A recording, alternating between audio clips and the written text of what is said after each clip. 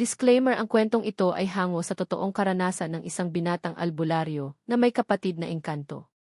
Ang ilang bahagi ay may matinding paglalarawan ng kababalaghan, labanan, at mga kaganapang maaaring magdulot ng matinding takot at kaba. Hindi ito inirerekomenda sa mga batang mambabasa at sa mga taong mahina ang loob. Tahimik ang buong baryo ng gabing iyon.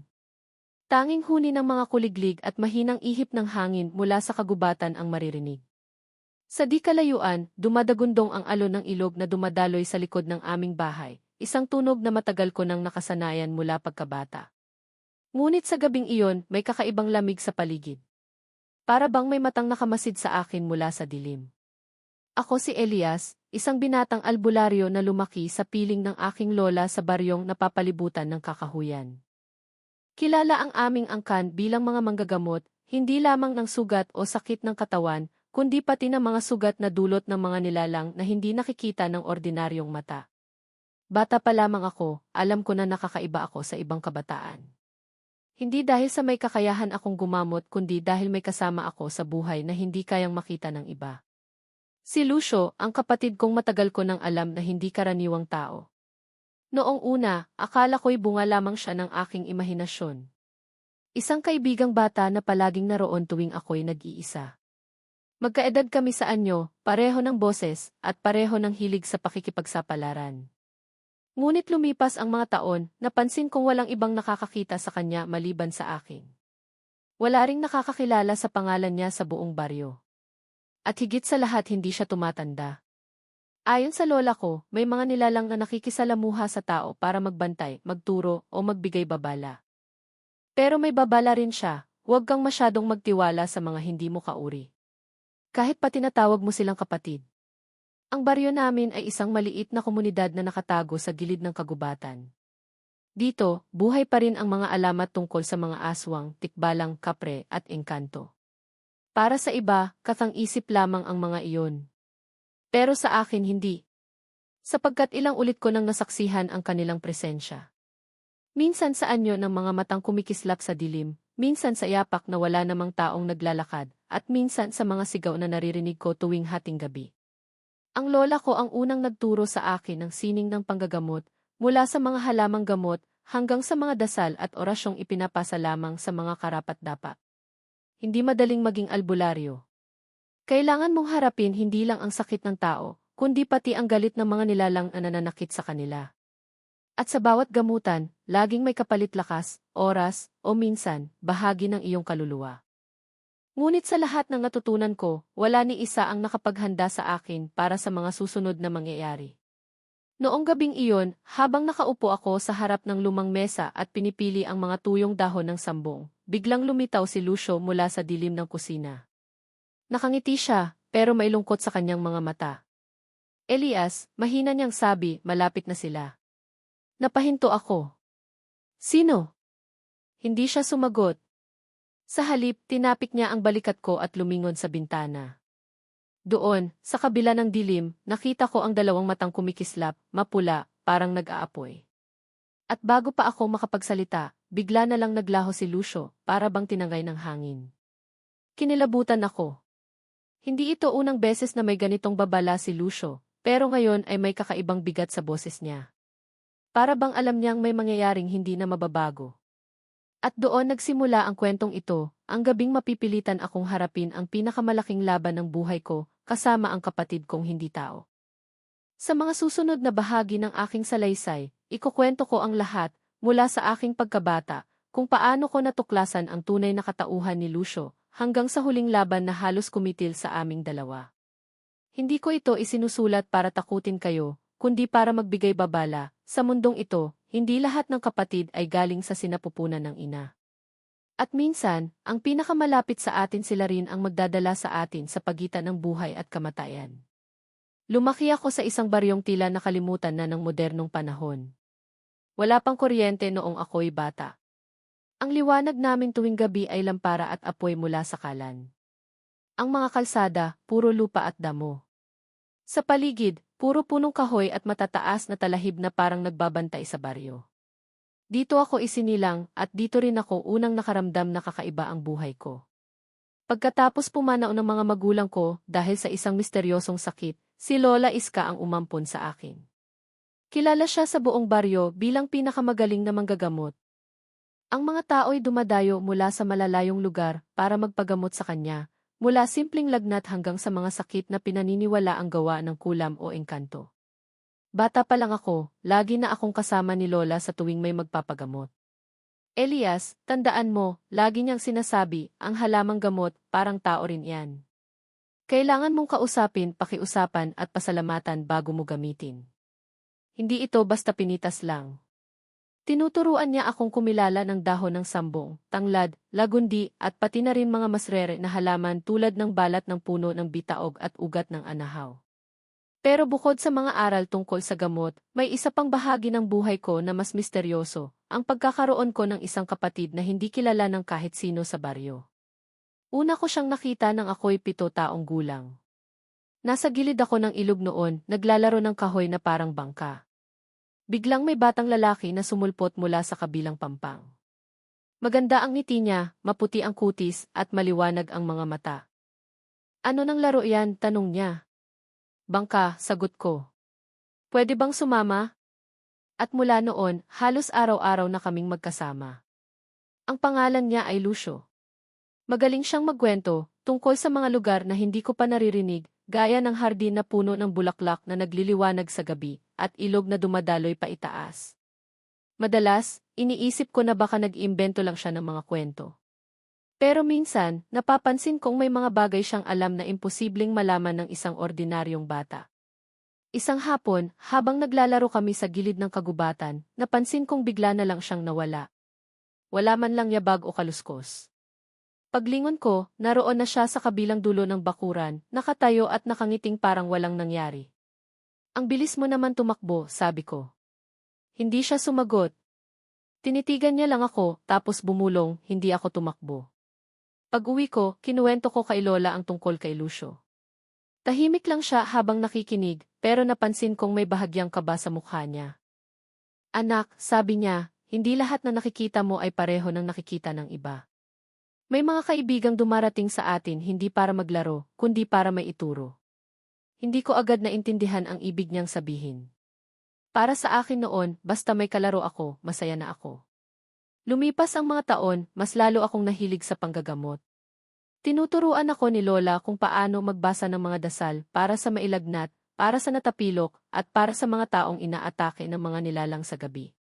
Madalas, tuwing may pasyente kaming may kakaibang sakit, yung tipong walang epekto ang gamot ng doktor, nandoon si Lucio, nakamasid mula sa isang sulok. Minsan, bibigyan niya ako ng pahiwatig. Kunin mo ang ugat sa ilalim ng punong iyon, sasabihin niya, sabay turo sa bintana. Gagawin ko naman at laging gumagaling ang pasyente. Doon ko napansin na si Lucio ay may alam sa mga bagay na lampas sa mundo ng tao. Hindi ko man aminin noon, pero unti-unti kong naiisip, baka hindi siya tao gaya ko. Isang gabi, habang nag-aayos ako ng mga tuyong dahon sa kusina, biglang pumasok si Lucio. Nakasuot siya ng puting damit na tila gawa sa manipis na sinulid ng gagamba. Nakangiti siya pero mailungkot sa kanyang mga mata. Elias, sabi niya, darating ang panahon na kakailanganin mong pumili, manatili sa mundo ng tao o sumama sa akin. Natawa lang ako. Anong ibig mong sabihin? Kapatid tayo, di ba? Hindi kita iiwan. Pero hindi siya sumagot. Tumalikod siya at naglaho na naman sa dilim. Kinabukasan, may nangyaring kakaiba sa baryo, isang buntis ang biglang nagkasakit ng malubha, at walang makapaliwanag kung bakit. Dito magsisimula ang serye ng mga pangyayaring magbubukas sa akin ng buong katotohanan tungkol kay Lucio at sa ugnayan ko sa mundo ng mga nilalang na hindi tao. Ang gabing iyon ang unang pagkakataon na masisilayan ko ang totoong anyo ni Lucio. Mainit ang hangin pero kakaiba ang lamig na dumadaloy sa paligid. Tahimik ang buong baryo, ngunit may alingasaw ng usok mula sa mga bahay, palatandaan na may mga nagbabantay sa kani-kanilang tahanan dahil sa mga balitang may gumagalang aswang sa paligid. Sa bahay namin, abala si Lola Iska sa paglalaga ng pinaghalong dahon ng sambong, luya, at balat ng puno ng bitaog, gamot para sa buntis na bigla na lang ng hina. Ako naman ay naghahanda ng langis na maihalong dinikdik na bawang at dahon ng tanglad. Alam kong ito'y pangdepensa laban sa masasamang nilalang, Ngunit sa gabing iyon, parang hindi sapat ang lahat ng kaalaman ko. Biglang sumulpot si Lucio sa may pintuan. Ngunit hindi tulad ng dati, seryoso ang mukha niya, walang bakas ng ngiti. Elias, wala ng oras, mahina niyang sabi. Bakit? Ano nang nangyayari, tanong ko. Hinahanap nila ang sanggol sa sinapupunan ng buntis na iyon. May dugo ng diwata ang bata. At kapag nakuha nila iyon, magwawakas ang kapayapaan sa baryo. Napasinghap ako. Paano mo nalaman yan? Tumingin siya diretso sa mga mata ko. Dahil ako rin may dugo ng diwata. Ako ang kapatid mo, Elias. Anak tayo ng iisang ama, ngunit magkaiba ang ina natin. Ang sayo'y mortal, ang sa akin ay engkantada. Parang may umalingaw sa tenga ko sa narinig kong iyon. Huwag kang magbiro ng ganyan, pilit kong ngiti. Hindi siya ngumiti. Sa halip, humakbang siya palapit at unti-unting nagbago ang anyo niya. Unti-unting kumislap ang balat niya na parang pinapahid ng sinag ng buwan. Ang buhok niya ay umalon-alon kahit walang hangin, at ang mga mata niya ay naging kulay esmeralda na parang may sariling liwanag. Sa paligid niya, tila sumasayaw ang maliliit na alikabok na kumikislap, parang bituin na bumaba sa lupa. Kinilabutan ako. Lucio, mahina kong sambit. Hindi ako guni-guni mo, Elias. Totoo ako. At matagal ko nang binabantayan ka. Ikinuwento niya na matagal nang may kasunduan ang mundo ng mga tao at mundo ng mga engkanto. Ang aming ama, isang mortal na manggagamot, ay minsang tumulong sa isang diwata na sugatan. Sa tulong at kabutihang ipinakita niya, minahal siya ng diwata, siya ang naging ina ni Lucio. Ngunit dahil magkaibang nilalang, napagpasyahan ng diwata na manatili si Lucio sa kanyang kaharian. Ngunit may misyon siyang ibinigay sa kanya, bantayan ang kanyang mortal na kapatid ako. Ngayon, dumating na ang panahong sinasabi ng mga matatanda, dagdag niya. May darating na grupo ng mga aswang na gutom sa dugo ng sanggol na mailahing diwata. Kapag nakuha nila ito, magiging walang kapantay ang kanilang lakas. Hindi ko alam kung ano ang mas mahirap paniwalaan, ang pagkakaroon ko ng kapatid na engkanto, o ang katotohanang malapit ng salakayin ng mga aswang ang aming baryo. Ano nang kailangan kong gawin, tanong ko. Ngumiti siya, ngunit may lungkot. Maghanda ka. Hindi ito gamutan lang, Elias. Ito ay laban na kailangan mong harapin bilang albularyo at bilang kapatid ko. Hindi pa man ako nakakagalaw para magtanong ulit, biglang lumakas ang hangin sa labas. Narinig namin ang malalakas na yapak sa bubungan, mabibilis, mabibigat at may kasamang malalim na ungol. Tandaan mo, huwag kang lalapit sa bintana, sabi ni Lucio. Ngunit bago pa ako makasunod, tumalon siya palabas ng pintuan, at sa isang iglap, naglaho siya sa dilim. Mula sa labas, narinig ko ang nakakatakot na tunog, parang mga kuko na kumakalmot sa kahoy, at mga pakpak na humahampas sa hangin. Sumunod dito ang mga sigaw ng mga kapitbahay naming ginigising ng kaguluhan. At sa gitna ng lahat ng iyon, unti-unting bumangon sa puso ko ang takot at ang pakiramdam na ang buhay ko ay hindi na magiging gaya ng dati. Ang unang sigaw ay nagmula sa bahay ni Aling Marta, ang buntis na pasyente ni Lola. Matinis at puno ng takot ang boses niya, na para bang pinipilas ang mismong kaluluwa niya. Hindi na ako nagdalawang isip, dinampot ko ang bote ng langis na may bawang, isang maliit na bote ng asin, at ang luma naming itak na ginagamit sa paghahanda ng mga halamang gamot. Ang mga palad ko'y pawis na pawis, at ramdam ko ang pabilis na tibok ng puso ko. Sa labas, malamig at mabigat ang hangin, parang may halong amoy ng nabubulok na karne. Habang tumatakbo ako patungo sa bahay ni Aling Marta, naririnig ko ang mga yapak na mabibilis at mabibigat sa bubungan ng iba't ibang bahay. Sa dilim, may mga aninong lumilipad, mabilis at parang humahabol sa akin. Pagdating ko sa bakuran ni Aling Marta, nakita ko siya sa may pintuan, nanginginig habang yakap-yakap ang kanyang tiyan. Sa likuran niya, nakahandusay si Mang Romy, ang kanyang asawa, walang malay at may 2 sugat na malalim sa liig, parang tinusok ng matutulis na pako. Elias, tulungan mo kami, iyak ni Aling Marta. Agad akong pumasok, isinara ang pinto, at ibinuhos ang langis na may bawang sa sahig sa paligid ng pintuan. Inilabas ko rin ang asin at inihagis ito sa may bintana. Mula sa labas, may narinig akong ungol, malalim, mabigat at galit na galit. Tinitigan ko ang mukha ni Aling Marta. Maputla na siya, pawis na pawis, at humihingal na parang naubusan ng hangin. Sinimulan kong basahin ang dasal na itinuro sa akin ni Lola. Sa ngalan ng Ama, ng Anak, at ng Espiritu Santo harangin mo ang masasama, itaboy mo ang mga halimaw, at iligtas ang kaluluwa sa bitag ng kadiliman. Ngunit bago ko matapos, may malakas na kalabog sa bubungan. Kasunod noon, isang matulis na kuko ang bumaon sa dingding, mahaba, itim, at parang bakal ang tigas. Mula sa maliit na siwang, nakita ko ang isang mata mapula, nag-aalab at puno ng gutom. Kumakabog ang dibdib ko. Alam kong hindi magtatagal at babagsak ang bubong. Biglang bumukas ang pinto sa likuran ko at tumambad si Lucio, pero hindi na siya anyong batang kilala ko. Ang balat niya ay kumikislap sa asul na liwanag, at sa kamay niya ay maihawak siyang sibat na gawa sa pilak at kahoy ng punong balaod. Elias, bantayan mo ang babae. Ako na ang bahala sa kanila, sabi niya, bago tuluyang lumabas. Sa labas, narinig ko ang pagkaluskos ng mga damo, ang hampasan ng mga pakpak, at ang matitinding sigawan ng mga nilalang na hindi ko makita ng buo.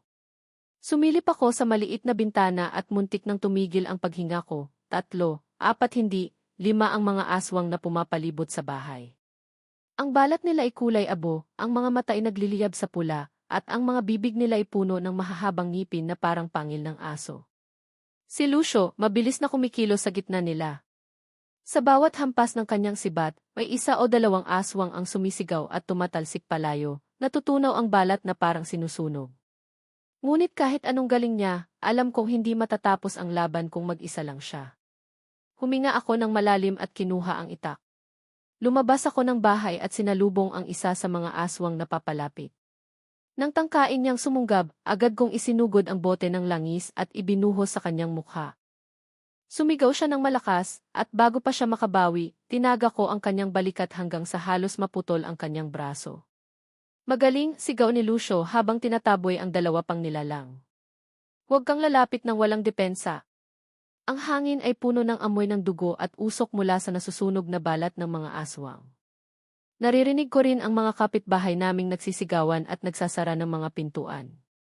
Pagkatapos ng halos 10 minutong labanan, nagsimulang umurong ang mga nilalang.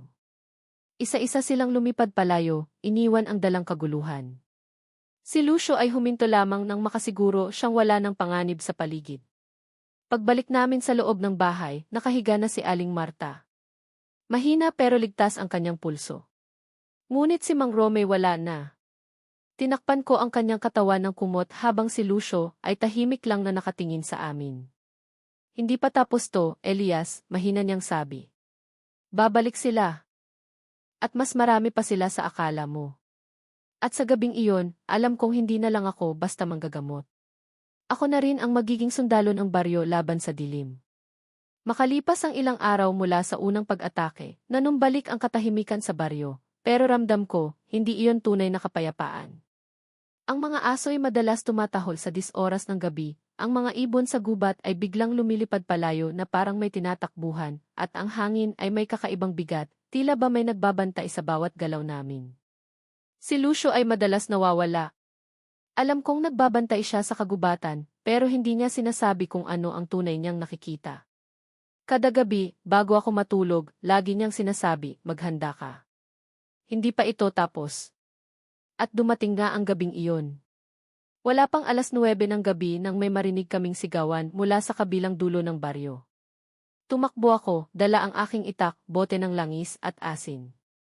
Sa pagdating ko sa lugar, nakita ko ang nakakatakot na tanawin, 3 bahay ang nilalamon ng apoy, at sa paligid nito ay may mga aninong gumagalaw, mabibilis at parang hindi tao. Hindi na sila tulad ng mga aswang na nakaharap namin dati. Mas malalaki, mas mabilis, at ang kanilang balat ay kulay abo na may tila mga ugat na kulay itim. Sa bawat paghinga nila, kita ang paglalaway na parang hayop na gutom na gutom. Sa gitna ng kaguluhan, narinig ko ang tinig ni Lucio mula sa bubungan, Elias. Sa kaliwa mo. Agad akong lumingon at nakita ang isang aswang na mabilis na sumusugod sa akin. Hindi na ako nag-isip pa, ibinuhos ko ang asin sa sahig at sinikap na itapat siya roon. Nang tumama ang kanyang paa sa asin, napasigaw siya at umatras, pero mabilis din siyang bumawi, sumugod ulit, at tinangka akong sakmalin. Naunahan ko siya, tinaga ko ang kanyang hita at tinusok ang bote ng langis sa sugat, sabay sindi gamit ang pusporo. Nagliyab ang kanyang katawan at gumulong siya sa lupa na parang sinusunog mula sa loob. Ngunit wala akong oras magpahinga, dalawa pang aswang ang sabay na sumugod. Si Lucio ay mabilis na bumaba mula sa bubungan, dala ang kanyang sibat na kumikislap sa asul na liwanag. Sa isang iglap, tinuhog niya ang isa sa dibdib, at ang isa na may tinamaan sa ulo. Pero kahit tinamaan, hindi agad bumagsak ang mga ito. Para bang mas matatag na ang kanilang katawan kaysa dati. Hindi sila ordinaryo, sigaw ni Lucio habang umiiwas sa mga atake. Pinakain sila ng dugo ng isa sa mga matatandang aswang. Mas malakas na sila ngayon. Nakipaglaban kami ng halos walang tigil. Ang paligid ay puno ng sigawan ng mga tao, iyakan ng mga bata, at amoy ng nasusunog na kahoy at laman. Ang mga kapitan at ilang kalalakihan ng baryo ay dumating din, dala ang kanilang mga sibat na may bawang at mga itak na binabad sa langis. Nagkaroon ng sagupaan sa bawat kanto, mga tao laban sa mga nilalang ng dilim. May isa pang aswang na nakapasok sa bahay ni Katomas, isang matandang mangingisda. Sumugod ako roon at nadatnan ko siyang nakahandusay, duguan, habang ang aswang ay nakayuko sa kanya, sinusubukang kainin ang kanyang leeg. Hoy, hayop ka, sigaw ko. Tumalikod ito at mumisi, ang bibig niya ay puno ng dugo. Sa bilis ng kilos niya, halos hindi ko na maipagtanggol ang sarili ko. Pero naalala ko ang isa sa mga itinuturo ni Lola, ang paggamit ng orasyon laban sa mga nilalang na ayaw sa liwanag. Kinuha ko ang maliit na bote ng langis at itinapon ito sa mukha niya habang sinisigaw ang dasal. Sa liwanag ng may kapal, mawala ka sa mundong ito. Bigla siyang napasigaw at umatras, tila nasusunog ang kanyang balat. Sinamantala ko ang pagkakataon at tinaga ko siya sa leeg hanggang sa maputol ang kanyang ulo. Sa labas, nakikita kong unti-unti nang umuurong ang mga aswang. Ngunit bago sila tuluyang maglaho sa dilim, isa sa kanila ang sumigaw sa isang wika na hindi ko maintindihan. Tumingin si Lucio sa akin, halata ang kaba sa kanyang mukha. Elias, tinatawag nila ang pinuno nila. At bago pa ako makatanong, nakaramdam ako ng malakas na pag-uga ng lupa. Mula sa gubat, may lumabas na isang nilalang na halos doble ang laki ng normal na tao. Ang balat nito'y makapal at kulay abo, ang mga mata ay apoy na pula, at ang mga kukoy parang mahahabang espada. Alam kong iyon na ang simula ng mas matinding laban, at baka iyon na rin ang laban na hindi na namin kayang panalunin ng mag-isa. Pagkatapos ng gabing iyon, alam naming hindi sapat ang aming kakayahan para harapin ang pinuno ng mga aswang. Kahit si Lucio, na sanay sa pakikipaglaban sa iba't ibang nilalang, ay halatang nababahala. Kinabukasan, habang nakaupo ako sa harap ng lumang mesa ni Lola at inaayos ang mga dahon ng lagundi, lumapit si Lucio. Elias, panahon na, seryoso niyang sabi. Panahon na para saan, tanong ko. Para makita mo ang mundong kinalakhan ko at para matutunan mo ang lakas na hindi mo mahahanap dito sa mundo ng tao. Bago pa ako makasagot, hinawakan niya ang aking kamay. Biglang bumalot sa paligid namin ang malamig na hangin at sa isang iglap, naglaho ang mga pader ng bahay. Nasa gitna na kami ng isang kagubatang hindi ko pa nararanasan. Ang mga puno ay napakataas, parang umuabot sa ulap. Ang mga dahon ay kumikislap na parang mga hiyas, at ang hangin ay mabango, amoy ng sariwang bulaklak at ulan. Ngunit sa kabila ng kagandahan nito, ramdam ko rin ang matinding kapangyarihan at panganib sa bawat sulok. Maligayang pagdating sa kaharian ng mga engkanto, sabi ni Lucio. Dito ka sasanayin. Sa unang gabi, ipinakilala niya ako sa matandang bantay, isang engkantong may buhok na parang pilak at mga mata na kulay ginto. Siya ang tagapangalaga ng kagubatan, at ayon kay Lucio, siya lang ang maaaring magturo sa akin ng mga sinaunang orasyon at depensa laban sa mga halimaw. Kung gusto mong mabuhay sa laban na iyon, kailangan mong matutunang gamitin ang liwanag sa loob mo, sabi ng matandang bantay. Sinimulan ang pagsasanay sa pamamagitan ng pagtawid sa ilog na nawawala, isang ilog na sa tuwing tatangkain mong tawirin, bigla na lamang naglalaho ang tubig at napapalitan ng bangin. Kailangan kong makatawid sa pamamagitan ng pagtitiwala sa sariling pakiramdam at hindi sa paningin. Ilang beses akong nahulog sa putik, pero natutunan kong pumikit at maramdaman ang tamang daan. Sumunod ay ang pakikipag-usap sa punong buhay. Ito ay isang napakalaking puno na sinasabing nakakausap ang kaluluwa ng bawat nilalang. Upang magamit ko ang kapangyarihan nito, kailangan kong mag-alay ng isang bagay na pinakamahalaga sa akin. Sa matinding pagdadalawang isip, iniwan ko ang maliit na pendant ni Mama, ang tanging alaala ko sa kanya. Sa kapalit, binigyan ako ng punong buhay ng kakayahang bumuo ng proteksyong harang na hindi kayang tawirin ng mga nilalang ng dilim. Pinakahuli at pinakamahirap ang pakikipagtagisan sa halimaw bantay, isang nilalang na kalahating leon, kalahating ahas, na may tatlong mata. Hindi ko siya kailangang patayin, ngunit kailangan kong makuha mula sa kanya ang bato ng liwanag, isang mahiwagang kristal na magpapalakas sa aking mga orasyon. Ang laban ay tumagal ng ilang oras, sugatan ako sa braso at binti, ngunit sa tulong ni Lucio, nagawa kong agawin ang bato mula sa matatalim niyang kuko. Pagkatapos ng 3 araw na pagsasanay, tumingin sa akin ang matandang bantay. May lakas ka na para lumaban, Elias. Pero tandaan mo, ang lakas ay walang halaga kung hindi mo ito gagamitin para sa iba. Sa pagbabalik namin sa mundo ng tao, dala ko na ang bagong kapangyarihan, isang kakayahang bumuo ng harang mula sa liwanag, at mas matinding kaalaman sa mga orasyon na kaya ring sumunog sa kaluluwa ng halimaw. Ngunit alam kong hindi ito garantiya ng tagumpay. Sa pag-uwi namin, sinalubong kami ng mga balitang muli na namang may mga nawawala sa baryo. At sa mga bakas na naiwan, malinaw na tanda iyon ng pinuno ng mga aswang. Si Lucio ay tumingin sa akin na may matinding determinasyon. Panahon na, kapatid. Haharapin na natin siya. Ang gabi ng paghaharap ay dumating na parang unos. Walang buwan, walang bituin, parang nilamon ng dilim ang buong langit. Sa gitna ng katahimikan, maririnig lamang ang mahahabang huni ng mga kuliglig at ang kakaibang pag-ungol mula sa kagubatan. Nakatayo ako sa gitna ng plaza, hawak ang aking itak at ang bato ng liwanag na nakuha ko mula sa mahiwagang gubat. Nasa tabi ko si Lucio, may hawak na sibat na kumikislap sa asul na enerhiya. Sa paligid namin, nagtipon ang mga kalalakihan ng baryo, lahat ay may dalang sibat na may bawang, asin at langis. Maging matatag ka, Elias, bulong ni Lucio. Hindi lang ito laban para sa atin, laban ito para sa buong baryo. Mula sa gubat, dumating ang mga anino, hindi iisa o dalawa, kundi dose-dosenang aswang. At sa likuran nila, naroon ang pinuno. Hindi ko malilimutan ang itsura niya, halos 3 metro ang taas, balot sa makapal na balat na kulay abo, ang kanyang mga mata ay naglalagablab na pula, at ang mga kuko ay parang sandata ng isang dambuhala. Ang kanyang ngisi ay may kasamang matinding amoy ng nabubulok na laman. Mga hangal, malalim at matinis ang tinig niya. Ang lugar na ito ay magiging pugad namin. At kayo magiging pagkain. Sa isang kisap mata, sumugod ang mga aswang. Nagsimula ang kaguluhan. Ang mga tao ay nagsisigawan habang hinaharang ang bawat halimaw na sumusugod sa kanila. Ako naman ay nakatutok sa pinuno. Ginamit ko ang harang ng liwanag upang maprotektahan ang ilang kababaihan at bata na hindi agad nakatakas. Ang liwanag ay nagmistulang pader na hindi nila kayang tawirin, pero ramdam ko ang bawat hampas ng kanilang matutulis na kuko sa aking proteksyon. Si Lucio ay mabilis na nakipagtagisan sa 2 malalakas na aswang, ngunit alam kong ang pinuno ang tunay naming problema. Kaya't sumugod ako. Bawat atake ko ay sinasagot niya ng mas matindi. Ang kanyang lakas ay higit pa sa lahat ng halimaw na nakaharap ko. Tinamaan niya ako sa dibdib gamit ang kanyang braso, parang tumama ako sa pader. Tumilapon ako ng ilang metro at muntik nang mawala ng malay.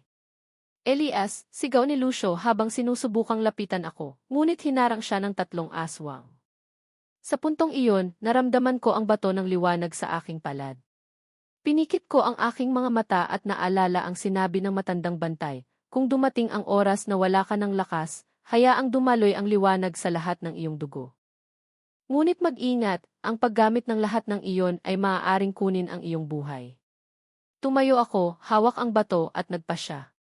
Kung ito man ang magiging huli kong laban, sisiguraduhin kong wala nang magbabalik sa baryo para manakit muli. Tumakbo ako papalapit sa pinuno, sabay sigaw ng matinding orasyon. Ang bato ay nagliwanag ng sobra, at mula sa aking katawan ay sumabog ang nakasisilaw na liwanag na parang araw. Ang mga aswang sa paligid ay nagsisigawan habang nasusunog ang kanilang balat. Ang pinuno ay umatungal, tinangkang harangan ang liwanag, ngunit unti-unti siyang natupo. Bago siya tuluyang mawala, narinig ko ang kanyang huling bulong. Hindi pa tapos ito, at pagkatapos, lahat ay natahimik. Ngunit ako halos hindi na makagalaw. Ramdam ko ang bigat sa aking dibdib, ang panghihina ng bawat kalamnan. Si Lucio ay mabilis na lumapit at sinalo ako bago ako bumagsak. Bakit mo ginawa iyon? Nanginginig ang kanyang tinig. Para sa kanila, mahina kong sagot, sabay lingon sa mga taong ligtas sa likod ng proteksyon ng liwanag. Bago tuluyang magdilim ang aking paningin, naramdaman ko ang malamig na hangin ng gubat, at sa di kalayuan, parang may narinig akong tinig ng aking ina, "Pabulong, anak, tapos na." Nagising ako sa loob ng aming bahay, nakahiga sa lumang papag na gawa sa kawayan. Mabigat pa rin ang pakiramdam ng aking katawan, ngunit ang sugat at panghihina na dulot ng laban ay tila unti-unting gumagaling. Sa gilid, nakaupo si Lucio, nakatingin sa akin na parang binabantayan ako mula sa kahit anong panganib. "3 araw kang walang malay," sabi niya, bahagyang umiti. "Akala ko hindi ka na magigising." Tinignan ko ang paligid. Sa labas ng bintana, naririnig ko ang tawanan ng mga bata at ang kaluskos ng mga tao na muling nag-aayos ng kanilang mga tahanan. Wala na ang takot na dati bumabalot sa buong baryo. Ang mga aswang ay wala na at ang katahimikan ay muling bumalik. Lumapit si Aling Sima, may dalang mainit na sabaw. "Salamat sa'yo, Elias," nanginginig ang kanyang boses. "Kung hindi dahil sa'yo at kay Lucio, baka wala na kaming lahat." Sa bawat pasasalamat na naririnig ko, may bahagyang kirot sa puso ko. Ligtas na ang lahat, pero may kapalit ang lahat ng iyon. Ang lakas na nakuha ko mula sa mahiwagang gubat ay halos ubos na. Ramdam ko na kung sakaling may susunod pang ganitong laban, baka hindi ko nakayanin. Kinagabihan, inimbitahan ako ni Lucio na maglakad sa may bukirin. Tahimik kaming naglakad hanggang sa makarating kami sa gilid ng kagubatan. Doon, sa ilalim ng liwanag ng buwan, isang manipis na ulap ng kulay asul ang bumalot sa paligid. Mula rito, lumitaw ang matandang bantay. "Magaling, Elias," sabi niya, ang tinig ay parang nagmumula sa hangin. "Ginamit mo ang liwanag hindi para sa sarili, kundi para sa iba. Iyon ang tunay na kapangyarihan." Lumapit siya at iniabot sa akin ang isang maliit na sisidlan na gawa sa kristal. "Ito ay magpapanumbalik sa iyong lakas, ngunit gamitin lamang kapag ang dilim ay muling babalik." Nais kong magpasalamat, ngunit bago ko pa masabi ang kahit ano, naglaho na siya kasabay ng malamig na simoy ng hangin. Ilang linggo ang lumipas. Unti-unting bumalik ang normal na takbo ng buhay sa baryo. Ang mga tao'y muling nagtatanim, ang mga batay naglalaro sa kalsada, at ang gabi naging payapa. Ngunit sa bawat katahimikan, alam ko na ang mundong ginagalawan natin ay hindi kailanman lubos na ligtas. Isang gabi, habang nag-aayos ako ng mga halamang gamot sa bakuran, lumapit si Lucio. "Balak kong bumalik sa kaharian ng mga engkanto," sabi niya. "May mas malaking panganib na paparating. At kapag dumating iyon, kakailanganin ka namin muli." Tumingin ako sa kanya, at sa unang pagkakataon, hindi ko na naramdaman ang takot, kundi ang matinding pagtanggap sa aking kapalaran. "Kung ganon," sabi ko, "handa akong sumama kapag dumating ang oras." Lumayo siya, ngunit bago tuluyang lumubog sa dilim ng kagubatan, ngumiti siya sa akin. "Maghanda ka, kapatid. Ang laban natin magsisimula pa lang." At sa gabing iyon, habang nakatingala ako sa kalangitan, naramdaman kong muli ang presensya ng aking ina, parang nakabantay mula sa malayo, tahimik ngunit handang magbantay. Hindi ko alam kung kailan muling babalik ang dilim. Pero isang bagay ang sigurado, sa oras na iyon, hindi na ako mag-iisa. 2